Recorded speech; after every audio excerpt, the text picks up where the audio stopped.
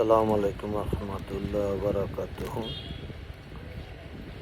আমি ডক্টর ইউনুস স্যারকে স্মরণ করে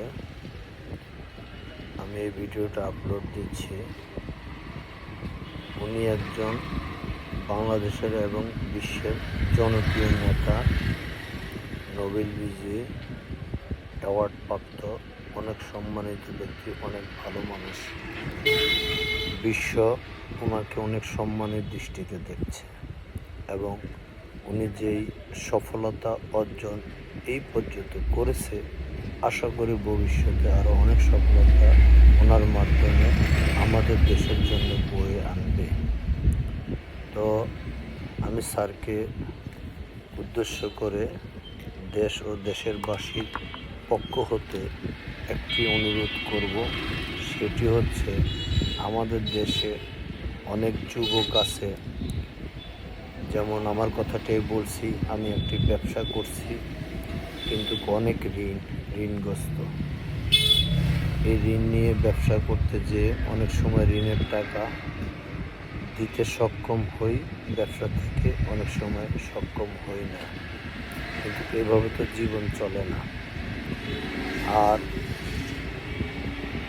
আমাদের অনেক ভাইরা আছে পড়াশোনা করে বেকার হয়ে গেছে, এদের জন্য দয়া করে আপনি যদি একটু সদয় দৃষ্টি উন্মোচন করেন, আন্তরিক হন, বিশ্ববাজারে বিশ্ব নেতা হিসাবে আপনার অনেক মূল্যায়ন আছে, সম্মান আছে। আমরা অনেকেই ইউরোপ, অস্ট্রেলিয়া, নিউজিল্যান্ড এই সমস্ত ভালো ভালো রাষ্ট্র যাওয়ার জন্য অনেক আশাবাদী, কিন্তু কোনো ট্রাভেলস এজেন্সির মাধ্যমে এই সমস্ত রাষ্ট্র যেতে হলে অনেক টাকার প্রয়োজন হয়, প্রায় 15 লাখ, 16 লাখ, 18 লাখ, 20 লাখ, যেটা আমাদের পক্ষে সম্ভব হয় না। তো যদি স্যার আপনি কাইন্ডলি এই বিষয়গুলো একটু দেখেন, তো আমাদের মতো মধ্যবিত্ত, ঋণগ্রস্ত, বেকারত্ব কিছু লোক বিদেশ যাওয়ার জন্য সুযোগ পাবে। আমি অনলাইনে ঘাটাঘাটি করে দেখেছি, ওনাদের ওয়েবসাইটগুলোতে যে টাকা লাগে, সীমিত কিছু টাকা লাগে, 1-1.5 লাখ টাকা, এর মাধ্যমে ভালো ভালো রাষ্ট্রে যাওয়া সম্ভব।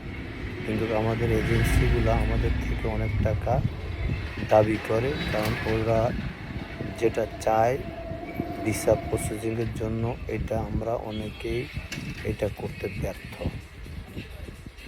তো সেই ক্ষেত্রে স্যার যদি এটা কাইন্ডলি আপনি আমাদের দেশবাসীর জন্য একটু আন্তরিক হয়ে চেষ্টা করেন, আমরা সারা জীবন আপনার এই কৃতজ্ঞতাকে স্মরণ রাখব এবং আমাদের জীবনযাত্রা জীবিকার জন্য আপনার উসিলা করে মহান আল্লাহ তাআলা আমাদের ভাগ্য পরিবর্তন করে দেবে এবং আমরা সকলে আপনার জন্য আল্লাহ তাআলার কাছে দোয়া প্রার্থনা করব। ভালো থাকবেন। আসসালামু আলাইকুম রহমতুল্লাহ।